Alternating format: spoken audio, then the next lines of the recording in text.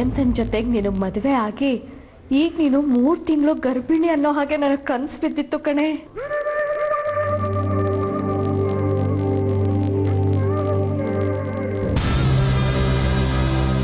ಎಲ್ಲ ಇವಳ ಮನೆ ಕಾಲಿಟ್ ಕೂಡಲೇ ಹೇಗಿದ್ಯಾ ಚಾರು, ಚೆನ್ನಾಗಿದ್ಯಾ ಅಂತ ಕೇಳೋದನ್ನ ಬಿಟ್ಟು ಡೈರೆಕ್ಟಾಗಿ ಬೇರೆನೇ ಶುರು ಹಚ್ಕೊಂಡಿದ್ದಾಳಲ್ಲ.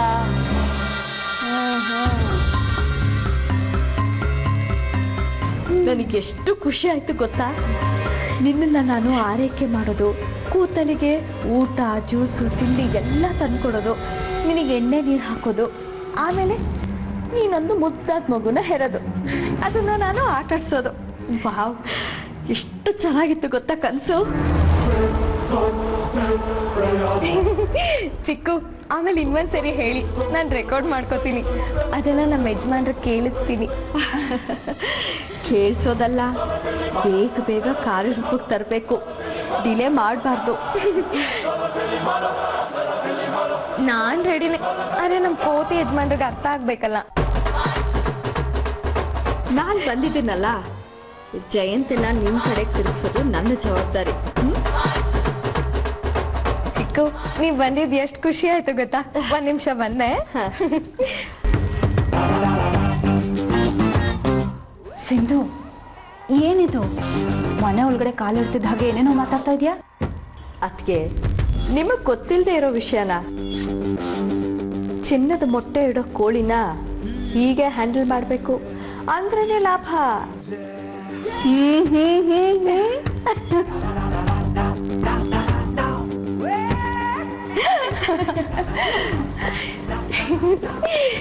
ಚಿಕ್ಕು, ತಗೊಳ್ಳಿ.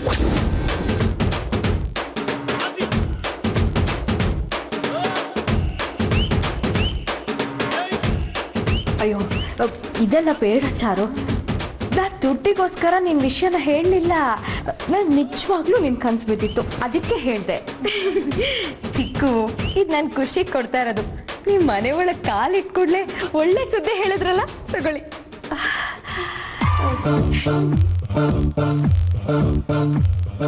Thank you. ಒಂದು ಕಟ್ಟು ದುಡ್ಡು ಅಲ್ಲ ಚಾರು, ಇದನ್ನ ನನ್ನ ಬ್ಯಾಗಿಂದನೇ ತೆಗೆದು ತಂದಿದ್ದಾಳ ಹೇಗೆ? ಹಾಗೇನಾದ್ರೂ ಆಗಿದ್ರೆ ನನ್ನ ಬ್ಯಾಗಿಂದ ಒಂದೊಂದೇ ಕಂತೆ ಖಾಲಿ ಆಗ್ಬಿಡುತ್ತೆ. ಅಯ್ಯಯ್ಯೋ, ಹೇಗಪ್ಪ ಕೇಳೋದು ಇದು ಆ ಬ್ಯಾಗಿಂದನೇ ತಂದಿದ್ದ ಅಂತ?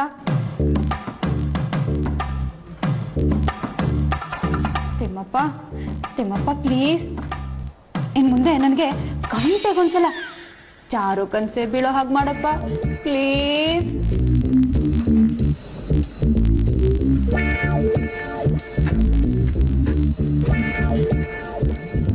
ಅದಕ್ಕೆ ಏನಾಯ್ತು? ಏನೂ ಇಲ್ಲ ಸಿಂಧು, ಅದು ಚಾರುಗೆ ಪುಟ್ಟು ಈ ತಾಳಿ ಕಟ್ಟಿದ ಹಾಗೆ ಕನಸು ಬಿದ್ದಾಗಾಯ್ತು.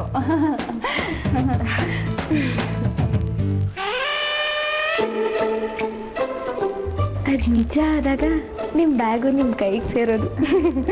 ಇಂಥ ಕನಸುಗಳಿಗಲ್ಲ ಅತ್ತೆಮ್ಮ. ಏನು ವಿಷಯ ಚಾರು? ಏನಿಲ್ಲ, ಏನೂ ಇಲ್ಲ ಸಿಂಧು. ನೀನು ಒಳಗಡೆ ಹೋಗಿ ಫ್ರೆಶ್ ಆಗು, ಆಮೇಲೆ ನಮಗೆ ಮಾಡೋದಕ್ಕೆ ಬೇಕಾಷ್ಟು ಕೆಲಸ ಇದೆ. ಹೋಗು ಹೋಗು.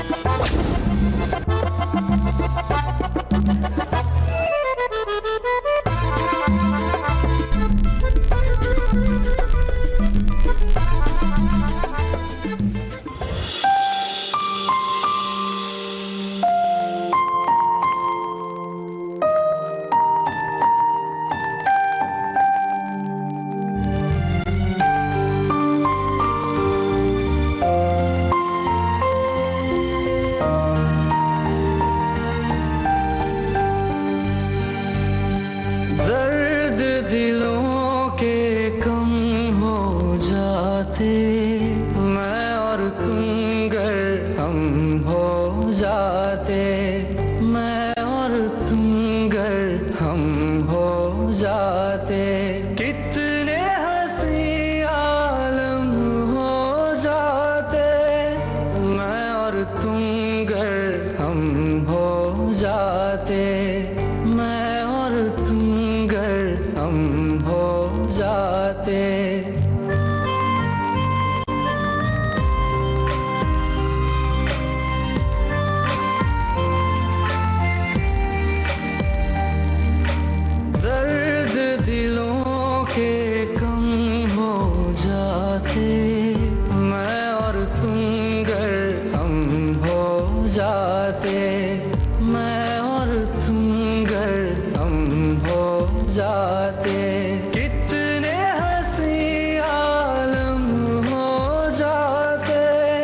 मैं और तुम गर हम हो जाते, मैं और तुम गर हम हो जाते, तेरे बिना ना आए सुकून ना आए करार मुझे,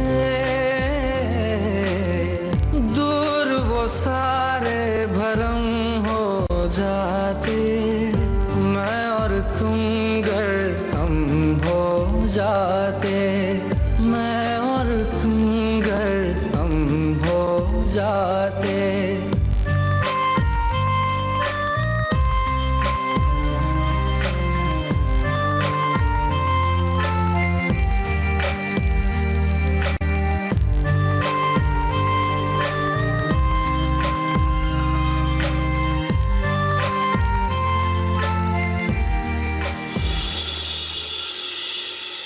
ಸುಮತಿ,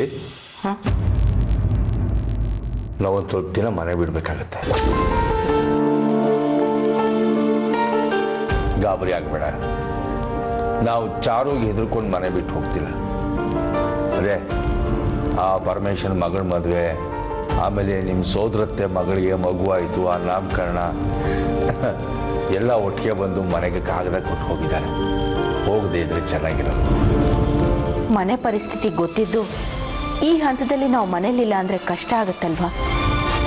ಸುಮತಿ, ನಾವೇನು ಇಬ್ಬರೇ ಹೋಗ್ತಿದ್ದೀವ? ಮೇಘಮಯೂರಿನೂ ಕರ್ಕೊಂಡು ಹೋಗ್ತಿದ್ದೀವಿ ತಾನೆ. ಸಂಬಂಧಗಳನ್ನು ಉಳಿಸ್ಕೊಂಡು ಬೆಳೆಸ್ಕೊಂಡು ಹೋಗಬೇಕಾದ್ರೆ ಎಂಥ ಒತ್ತಡ ಇದ್ದರೂ ಬಿಡುವು ಮಾಡಿಕೊಂಡು ಅಟೆಂಡ್ ಮಾಡಲೇಬೇಕಾಗುತ್ತೆ. ನಮಗೂ ಸ್ವಲ್ಪ ರಿಲ್ಯಾಕ್ಸ್ ಸಿಕ್ತಂಗೆ ಆಗುತ್ತೆ. ಸೊಮಗೂ ಅಲ್ಲಿಗೆ ಬರೋದಕ್ಕೆ ಹೇಳ್ತೀನಿ. ಅವನು ಈ ಬಿಸ್ನೆಸ್ ಟ್ರಿಪ್ಪು ಅದು ಇದು ಒತ್ತಡದಿಂದ ಅವನಿಗೂ ಸ್ವಲ್ಪ ಮನಸ್ಸಿಗೆ ನೆಮ್ಮದಿ ಸಿಕ್ಕಲಿ. ಇಲ್ಲಿ ಚಾರು ವಿಷಯ ನಾವಿಲ್ಲದೆ ಇದ್ರೆ ಏನಾಗುತ್ತೋ ಅಂತ ಆತಂಕ ಇರುತ್ತಲ್ಲ, ಅದು ನಿಭಾಯಿಸೋದಕ್ಕೆ ಪಶುಪತಿ ಇರ್ತಾನಲ್ಲ. ಇಲ್ಲ, ಎಲ್ಲರೂ ಒಂದು ಮಾತು ಕೇಳ್ಬಿಡೋಣ. ಯಾರು ಬರ್ತಾರೆ ಯಾರಿಲ್ಲ ಅಂತ ಗೊತ್ತಾಗತ್ತೆ. ಆಮೇಲೆ ಸುಮ್ಮನೆ ನಾಳೆ ನಮ್ಮ ಮೇಲೆ ಒಂದು ಮಾತು ಬರೋದು ಬೇಡ, ನಮ್ಮನ್ನು ಕರೀಲಿಲ್ಲ ಹಾಗೆ ಹೋಗ್ಬಿಟ್ರು ಅಂತ, ಅಲ್ವಾ? ಅದು ಸರಿನೇ. ಆದರೂ ಎಲ್ಲರೂ ನಮ್ಮ ಜೊತೆ ಬರ್ತೀನಿ ಅಂದರೆ ಚಾರುನು ನಮ್ಮ ಜೊತೆ ಬಂದ್ಬಿಟ್ರೆ? ಕೇಳೋದು ನಮ್ಮ ಧರ್ಮ, ಬಂದರೆ ಕರ್ಕೊಂಡು ಹೋಗೋದು. ಆಗೋದನ್ನು ತಡೆಯೋಕ್ಕೆ ಯಾರಿಂದನೂ ಸಾಧ್ಯ ಇಲ್ಲ. ಎಲ್ಲವನ್ನು ನೋಡೋಕ್ಕೆ ನಿಭಾಯಿಸೋಕ್ಕೆ ನಾವು ಮಾನಸಿಕವಾಗಿ ಸಿದ್ಧರಾಗಿದ್ದರೆ ಮುಂದೆ ಯಾವ ಟೆನ್ಷನು ಇರಲ್ಲ.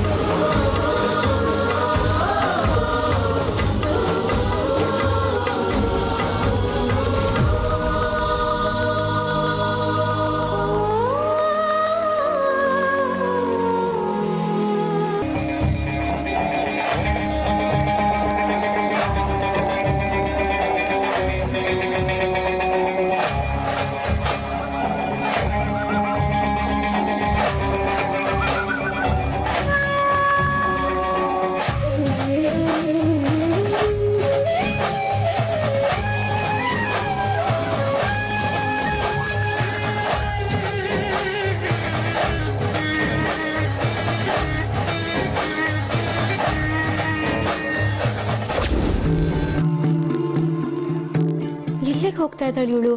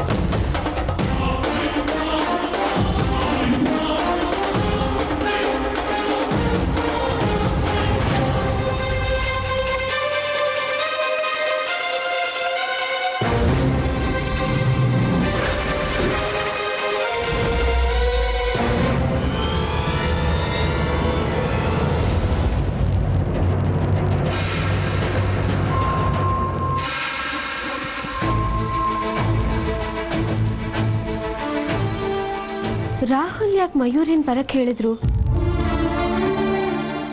ಏನೇ ವಿಷಯ ಇದ್ರು ಅವ್ರು ನನ್ನ ಹತ್ರನೇ ಹೇಳ್ಕೊಳ್ಳೋರು.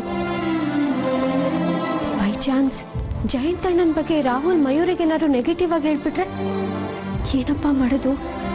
ನನ್ನ ಪ್ಲಾನ್ ಎಲ್ಲ ಹಾಳಾಗಿ ಹೋಗುತ್ತಲ್ಲ.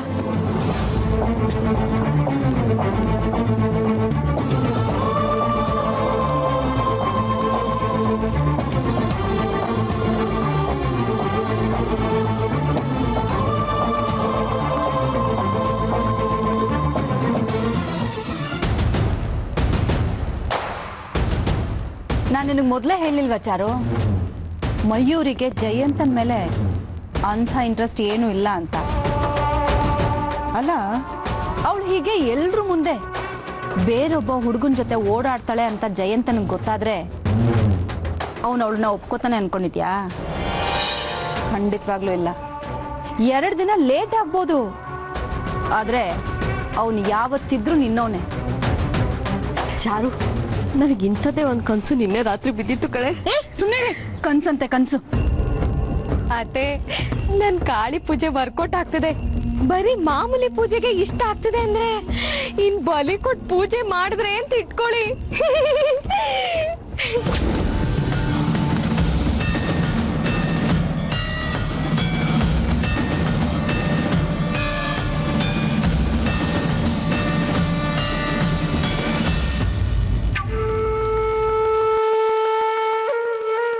ಮಯೂರಿ,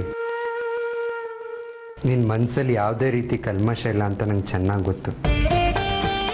ನೀ ರಾಹುಲ್ ಜೊತೆ ಹೋದರೂ ಅದಕ್ಕೇನಾದರೂ ಒಂದು ಬಲವಾದ ಕಾರಣ ಇದ್ದೇ ಇರುತ್ತೆ. ನಾನಿನ್ನ ತಪ್ಪಾಗಿ ತಿಳ್ಕೊಳ್ಳಲ್ಲ ಮಯೂರಿ. ಯಾಕೆ ಗೊತ್ತಾ, ನೀನು ಬೆಂಕಿ ಇದ್ದಾಗೆ ಕೆಟ್ಟ ಯೋಚನೆಯಲ್ಲಿ ಬಂದರೆ ಸುಟ್ಟು ಹಾಕ್ತೀಯ. ಅದೇ ಒಳ್ಳೆ ಯೋಚನೆಯಲ್ಲಿ ಬಂದರೆ ಬೆಳಗ್ತೀಯ. I love you Mayuri. I love you a lot.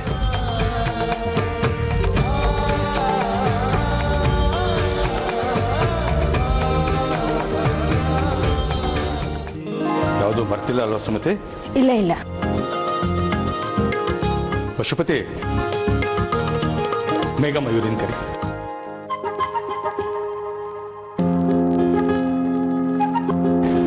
ಅಣ್ಣ, ಏನಾದರೂ ಸೀರಿಯಸ್ ವಿಷಯ ಇದೆಯಾ? ನೀನು ಹೀಗೆ ಬಂದು ನಿಂತ್ಕೊಂಡಿರೋದನ್ನ ನೋಡ್ತಾ ಇದ್ರೆ ನನ್ಗೆ ಯಾಕೋ ಟೆನ್ಷನ್ ಆಗ್ತಿದೆ ಅಣ್ಣ. ಏನು ವಿಷಯ? ಅಂಥದ್ದೇನಿಲ್ಲಮ್ಮ, ಒಂದು ಮುಖ್ಯವಾದ ವಿಷಯ ಹೇಳಬೇಕಾಗಿತ್ತು, ಅದಕ್ಕೆ ಬಂದೆ. ಬದ್ಯಮ್ಮ, ಎಲ್ರಿಗೂ ಗೊತ್ತಿರೋ ಹಾಗೆ ಬೆಂಗಳೂರಲ್ಲಿ ಪರಮೇಶ್ವರ್ ಮಗಂದು ಮದುವೆ ಇತ್ತು. ಒಂದು ಮುಂಜಿನೂ ಇದೆ, ಎಲ್ಲ ಹೊರಡೋಣ ಅಂತ ಹೇಳಿದ್ದೆ. ಯಾರ್ಯಾರು ಬರ್ತೀರಿ ಅಂತ ಇದುವರೆಗೂ ಯಾರೂ ಹೇಳಿಲ್ಲ. ಈಗ ಹೇಳಿದ್ರೆ ವಾಹನಕ್ಕೆ ವ್ಯವಸ್ಥೆ ಮಾಡ್ಬೋದು. ಯಾರ್ಯಾರು ಬರ್ತೀರಿ? ಬಾವ, ನಾನು ರೆಡಿ. ಪಶುಪತಿ, ನೀನು ಬರೋ ಹಾಗಿಲ್ಲ.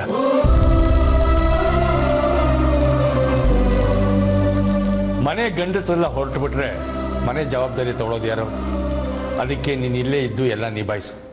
ಏನು ಮಾಡಬೇಕು ಅನ್ನೋದನ್ನ ಆಮೇಲೆ ಹೇಳ್ತೀನಿ.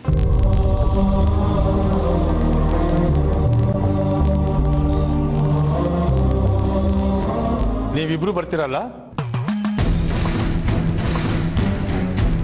ಭಾವ, ನಾನಂತೂ ಬರಲ್ಲ. ನಾನು ಈಗ ತಾನೇ ಮನೆಗೆ ಬಂದಿದ್ದೀನಿ. ಅದು ಅಲ್ಲದೆ ನನಗೆ ಈ ಮನೇಲಿದ್ದರೆ ಒಳ್ಳೊಳ್ಳೆ ಕನಸುಗಳು ಬೀಳುತ್ತೆ. ಅದರಿಂದ ನನಗೆ ಲಾಭನೂ ಆಗುತ್ತೆ.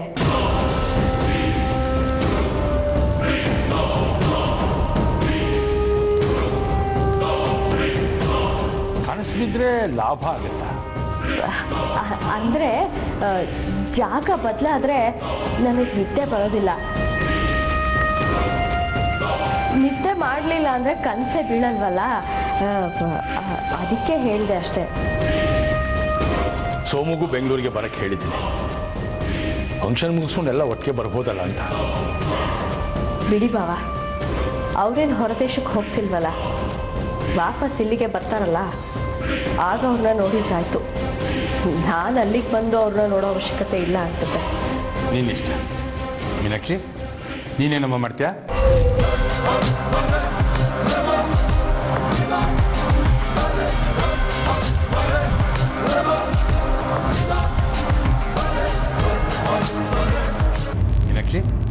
ನೀನೇನಮ್ಮ ಮಾಡ್ತೀಯಾ?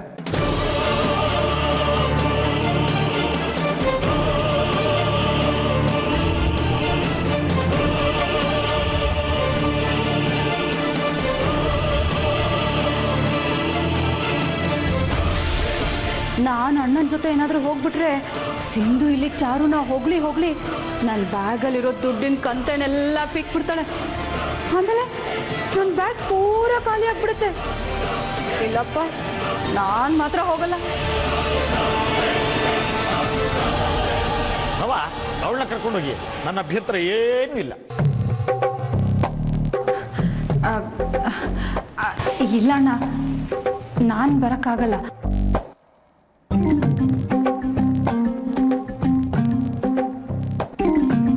ಪಾಪಣ್ಣ ಪುಟ್ಟು ಮದುವೆ ನಿಂತು ಹೋಗಿ ಅವನು ಬೇಜಾರಲ್ಲಿದ್ದಾನೆ. ನಾನು ಇಲ್ಲ ಅಂದರೆ ಅವನು ಕಷ್ಟ ಆಗತ್ತೆ. ಅವನ್ನ ಬಿಟ್ಟು ಬರೋಕ್ಕಾಗಲ್ಲ ಅಣ್ಣ. ಸರಿ ಮೇಘ, ಮಯೂರನ್ನು ನೀನು ಹೊರಡಿ, ರಾಹುಕಾಲ ಶುರು ಆಗ್ಬಿಡುತ್ತೆ. ಇಲ್ಲ ಅಪ್ಪ, ನೀವು ಅಮ್ಮ ಹೋಗಿ ಬನ್ನಿ. ನಮಗೆ ಎಕ್ಸಾಮ್ಗಳು ಇನ್ನೇನು ಹತ್ತಿರ ಬರ್ತಾ ಇದೆ. ಕ್ಲಾಸ್ಗಳನ್ನ ಮಿಸ್ ಮಾಡ್ಕೊಳಕ್ಕಾಗಲ್ಲ. ತುಂಬ ಕಷ್ಟ ಆಗುತ್ತೆ ಓದ್ಕೊಳ್ಳೋಕ್ಕೆ. ಸರಿ ಮೇಘ, ನೀನು ಸ್ವಲ್ಪ ರೂಮಿಗೆ ಬಾ, ಮಾತಾಡಬೇಕು.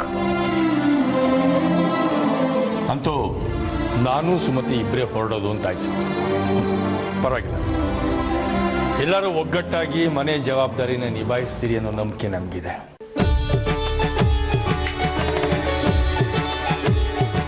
ಆ ನಂಬಿಕೆ ಮೇಲೆ ಧೈರ್ಯವಾಗಿ ಹೋಗ್ತಾ ಇದ್ದೀವಿ. ಮನೆಯಲ್ಲಿ ಏನೇ ಆದರೂ ಹಾಗಾಗಿ ಫೋನ್ ಮಾಡಿ ತಿಳಿಸಿ.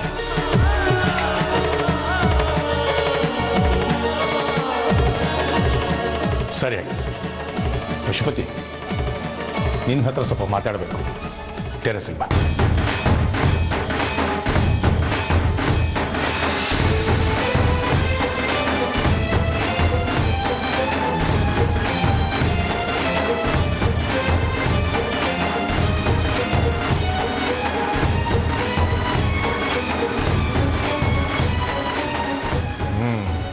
ಏನು ಸ್ವಲ್ಪ ದಿನ ಮನೇಲಿ ಹಿರಿಯವರು ಇರೋಲ್ಲ.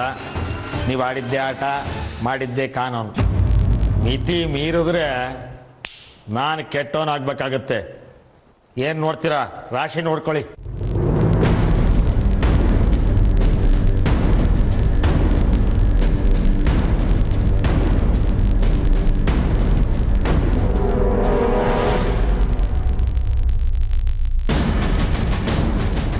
ಅಂತೂ ಹಿರಿ ತಲೆ ಅನ್ನಿಸ್ಕೊಂಡವರಿಬ್ರು ಸ್ವಲ್ಪ ದಿನದ ಮಟ್ಟಿಗೆ ಮನೆಯಿಂದ ಹೊರಗೆ ಹೋಗ್ತಿದ್ದಾರೆ. ಆ ಮಯೂರಿನ ಜೊತೆಲಿ ಕರ್ಕೊಂಡು ಹೋಗಿ ಏನಂತ ಇವ್ರಿಗೆ. ಅದಕ್ಕೆ ಅವಳಿದ್ರು ಇಲ್ಲದೆ ಹೋದ್ರು ನಮಗೇನಾಗಬೇಕಾಗಿದೆ ಹೇಳಿ? ನಮಗಿರೋದು ಒಂದೇ ಗುರಿ, ಅದು ಜಯಂತ್ ದೃಷ್ಟಿ ಚಾರು ಮೇಲೆ ಬೀಳೋ ಹಾಗೆ ಮಾಡೋದು. ಅದನ್ನು ನಾವು ಮಾಡೋಣ. ನೀವು ಯಾಕೆ ಟೆನ್ಷನ್ ಮಾಡ್ಕೋತಾ ಇದ್ದೀರಾ? ಆರಾಮಾಗಿರಿ.